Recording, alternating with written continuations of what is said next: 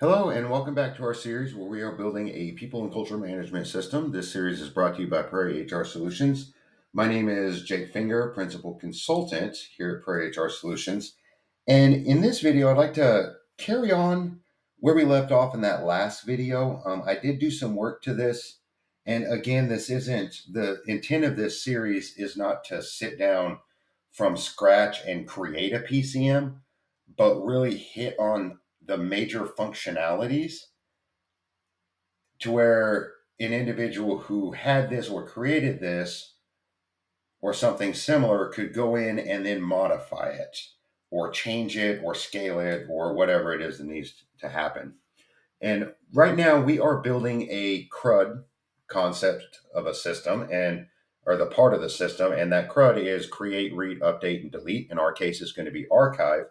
And the reason why we're focusing on the CRUD first is because in order to pull out meaningful data to do something with, we have to ensure the data in our database is accurate and updated and clean. And that's really what we're focusing on with this create piece. Because if we want to ensure that our data is clean, then it's easiest to have the data inputted directly into the database that we're using. Um, there are instances, I'm guilty of this as well, of just having 7 or 8 spreadsheets containing different data and then trying to pull chunks of data from each one. And one, they're never the same. The columns are never the same. The data comes into you in all kinds of weird, jumbled up different ways. It's just easier to input the data directly into the database that you're going to be using to pull out. Sort of that whole garbage in, garbage out type thing. Never really a fan of that saying, but it does have some merit. So, what I've done since the last video is I've rearranged some of these fields here in our compensation because what we would like to have happen now is to calculate all of our wage types. So we have, biweekly, monthly, hourly, and annual. And there's really two ways that we can get information from a user. They can either give it to us in an hourly rate, say an individual is hourly paid, and they would want to give us the hourly rate. We calculate it, it would give us the annual, biweekly, monthly. Now that's the simple part. And so is the annual. If they were salaried, annual, populate the rest of it. The calculations are easy. The challenge comes from all the situations that we can have for an employee. Um, you can have salaried, exempt, let's say a computer employee exempt, and then somehow a 0.5, or 0.75 or something like that.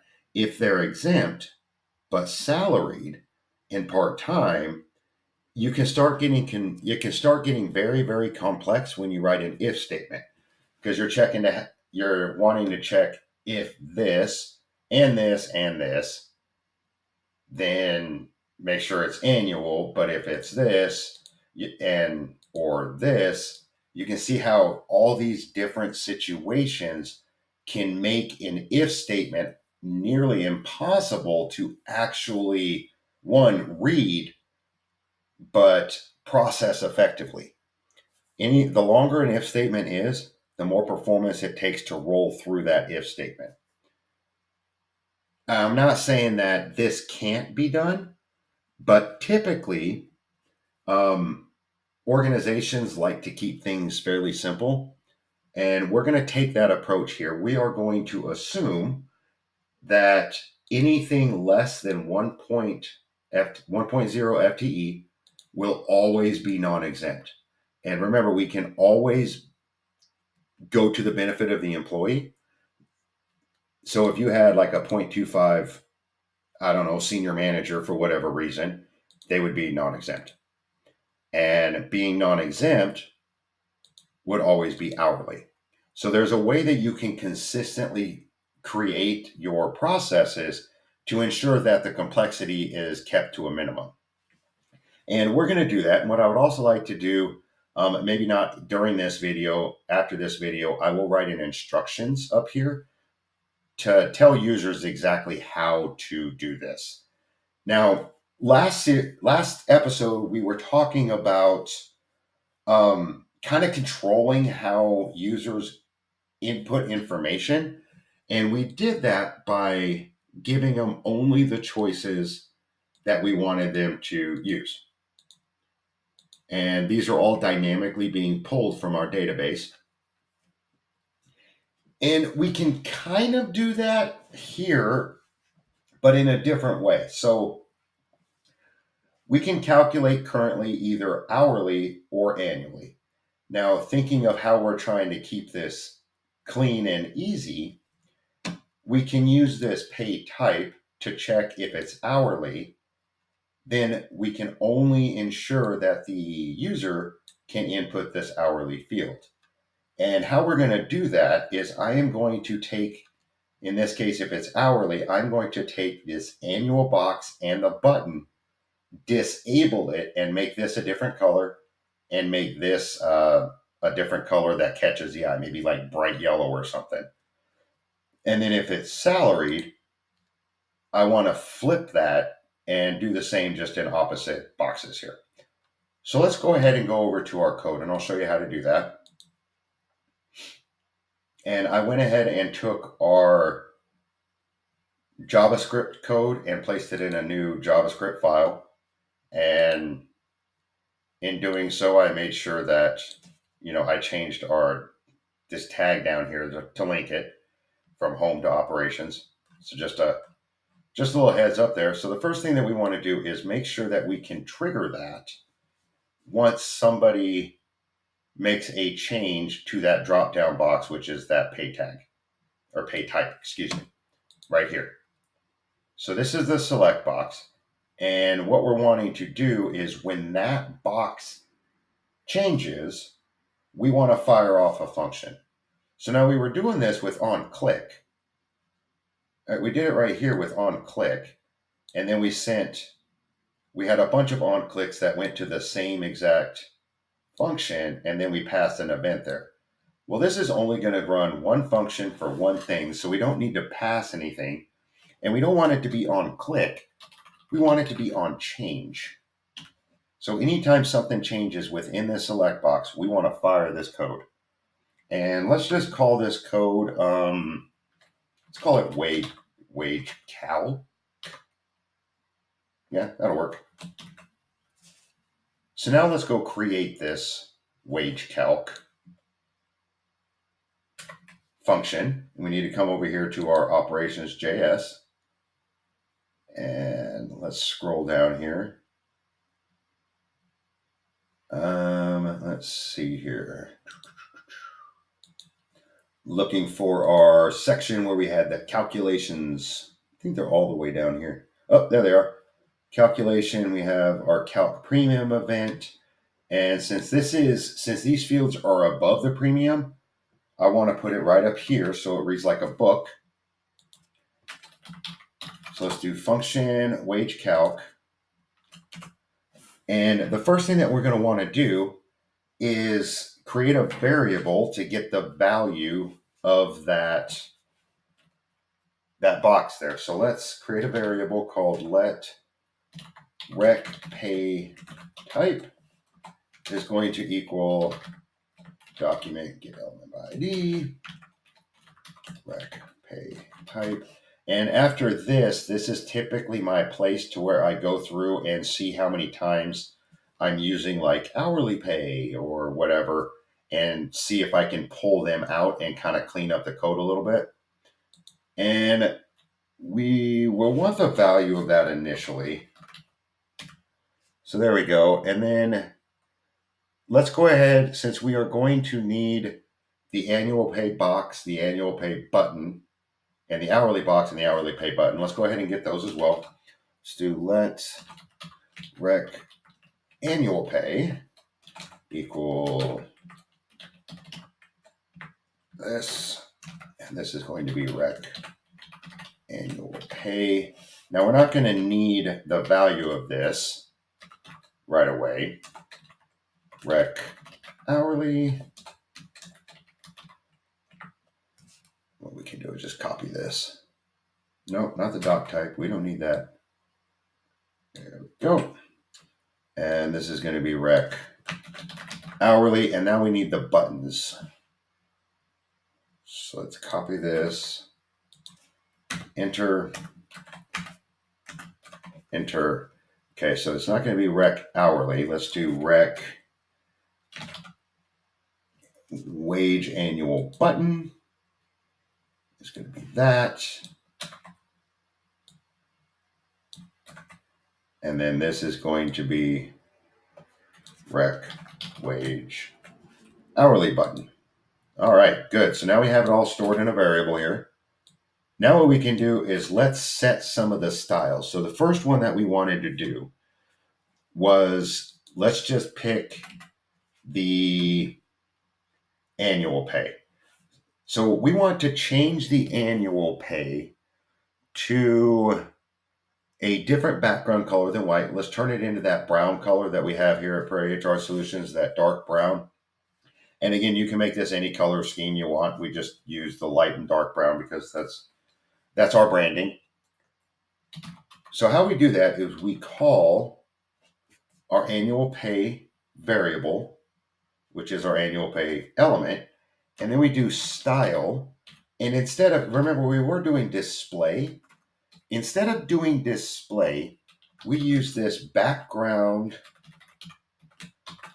color, just like that, and we set that equal to a color. So let's do our dark brown color here. And then we also want to grab the rec annual button and style. Now, instead of the background color, what we want to do is toggle its disabled piece off. Disabled, and we want to set that disabled to the Boolean value of true. And we also want to take this, which is the text box, and set that disabled to true. Now, when we toggle this off, we just simply change this true with a lowercase to false. And we also want to grab this rec hourly style background color and make this equal to, we'll just make it yellow. Since it's a common color, like the base colors, the yellow, red, gray, black, white, you can just type the letter in there and it'll be the default bright, obnoxious yellow that should catch the eye. And then that should be it. So let's save this and then go back to our form here.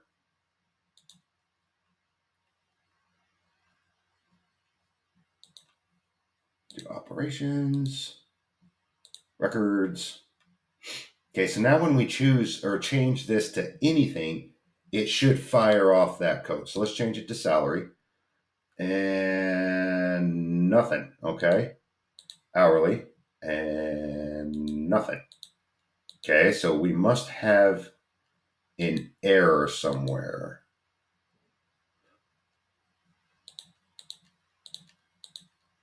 Oh, we did the pay cycle and not the pay type. No error, just the wrong, we just called it on the wrong piece.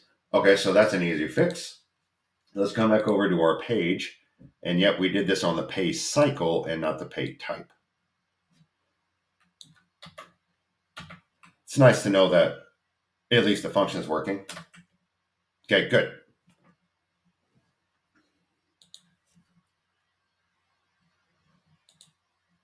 So now what we need to do, going back to this, what we need to do now is write an if statement to where it gets the value of this pay type.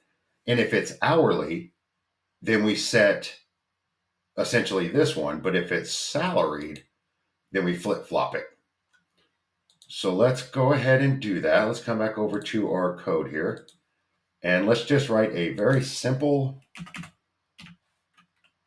if statement. Actually, let's do a switch.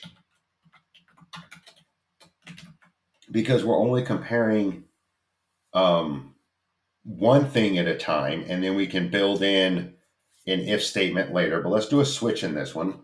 And what we're wanting to check is the pay type. Now that pay type has this, the pay type has this value in it. If you remember right, it's that whatever that hourly or salaried is. So we want to check that. And the structure for a switch, just as a reference, so we have this, and then instead of like if else's and that, we have a case followed by a break. We have another case followed by a break, so forth. And then we have, of course, a, wow, you spelled that wrong, default. So our first case that we are checking is if that box equals hourly, the text hourly. And if that box equals hourly, what we would like to do is take all of this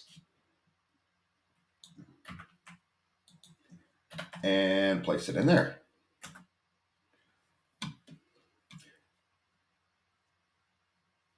And if it equals salaried, oops, what we want to do is take this, let's make a copy of it, and just do it differently. So it's not going to be, this is going to be yellow, and this is going to be that.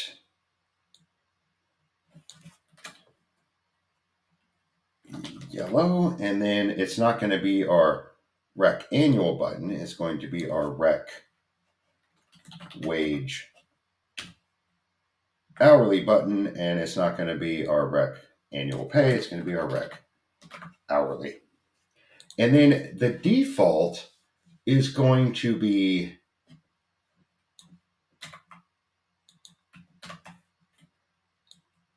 clearing that,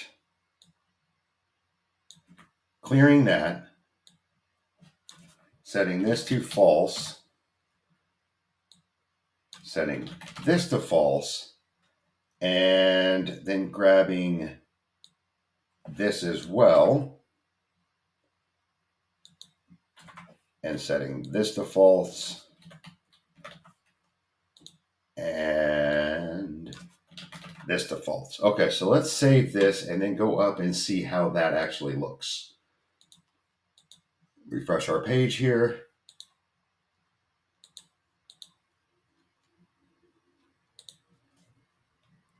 Come down here, we want to choose our page type of hourly. Okay, so hourly, we're able to do that, mash a button, not able to do, oh, we are able to do that. Okay, so we're messing up somewhere on this annual thing, and we can clear that, okay? So now let's do salaried. Okay, it didn't clear that. Okay, so let's go over here and see what we did here.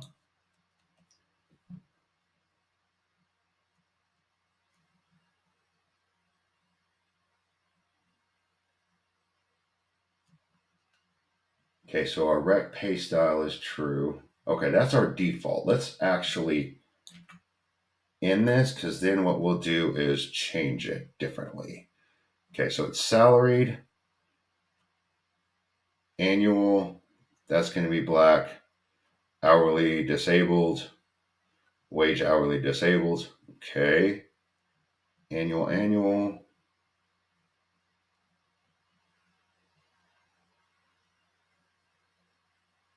Okay, so let's save this and see what we got here.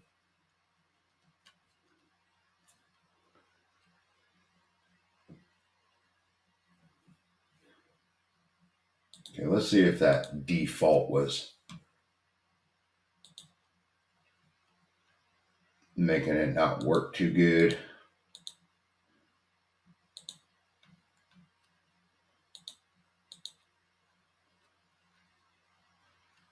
Okay, so we have our salaried, and our annual isn't glowing yellow. So let's see, salaried, rec annual pay, style background color equals yellow. Okay, that should be it. So now let's check to see if we can enter this, and we can enter that in there. Okay, let's go see what in the world we have happening here. Okay, so let me look at this.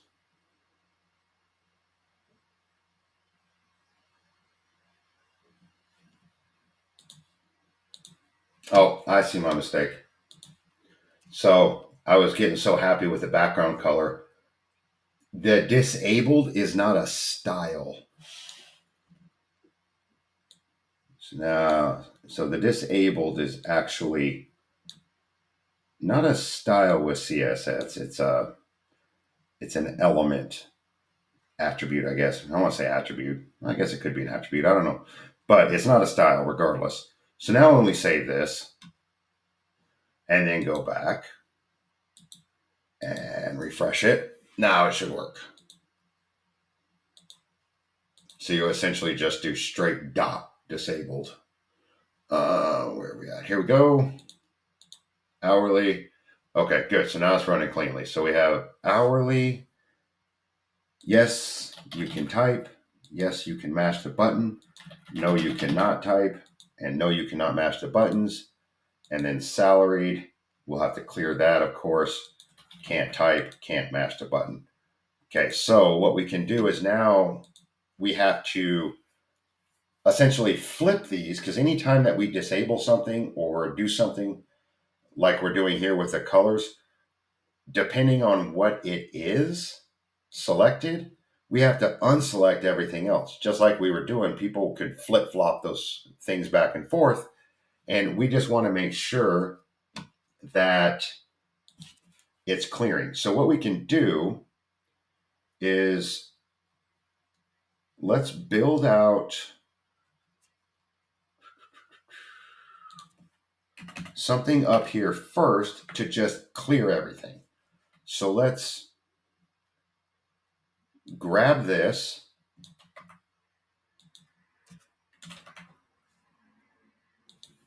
and let's set this to nothing. Let's set this to nothing. Let's set this to false. And let's set this to false. And so that's annual and hourly. So we need the other pieces here. So we need this right here. And that's the problem with doing if statements like this. There's a lot of things that you have to check, a lot of situations, but it's a lot easier to do it the way we're doing than having to check, 20 or so different situations with 4 different boxes. So that should take care of that. So let's now go back and look at this. And what should happen is every time this is chosen or changed, I should say, it should clear everything before it does its switch. So there's that. Can't do it. Mash the button. Can change that. Can hit calculate. And now when we hit salary, clears it and can't type this. Can type in here. Can mash the button, but that's not yellow. So we need to come back over here and see why that's not yellow. And I think it's not yellow because we probably changed it. So, okay, that's our salaried. A rec annual pay style background color is that.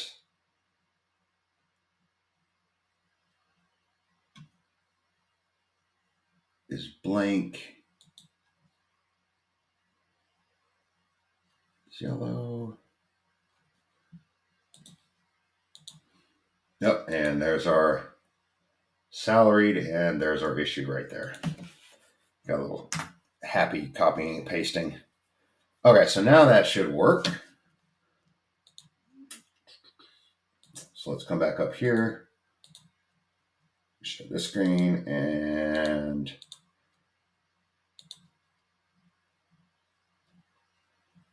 okay, pay type hourly. Good. Salaried. Good. And now if we do choose, this should fire that default, which doesn't do anything, but it's not also clearing this. So the one thing that we're going to have to do is if somebody pushed it in this, then we're going to have to clear it because you see the values are also staying the same. So let's go do that real quick. Come up here, and we also want to ensure that our rec hourly dot value is going to be equal to nothing, and our rec annual pay dot value is going to be equal to nothing. And now what we can do is we can take this and bring it down here to our defaults. Because if somebody chooses one that's not on that list, then we can just do this. Okay, so let's give this a test run one more time here. And we should have worked out the situations based on those two different selections with those two different boxes. And you'll see how much effort that actually took. Imagine if we were to do it with this one, this one, this one. It would be quite long. Okay, so let's type some stuff in here. Now when we hit salaried, yep, that goes away. It goes back to default. Yep, good. Can we mash the button? Yep, we can mash the button. And if we hit choose, it should clear out everything. Okay, perfect. Perfect, good. So we went ahead and we created that logic. Now in the next video, what I'm going to do is create the logic inside our switch here, because obviously salaried, if that's salaried, then what we can do is run a line of code to calculate the annual and break it out into the various wage types. And if it's hourly, we can do the same exact thing. And then also I'm going to build in the instructions as well as a notification, because at least from my experience, I have had individual HR specialists, benefit coordinators, payroll specialists, or whatnot enter wages in all sorts of different ways. And the trick comes, well, it's not the trick, it's more tricky, I guess you could say, is say you have $26.36 as an hourly wage, and then you're trying to take that to biweekly. I've seen this calculation as well as this monthly calculation get really screwy because they won't use the same method consistently. What I prefer to do is, especially if it's a 0.1 FTE, and of course 0.2 and 0.5, you can easily build that into the logic, which we'll build into next time, our next episode.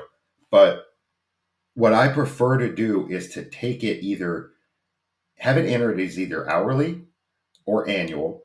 And if it's annual, then you divide by 2080, divide by 26, divide by 12.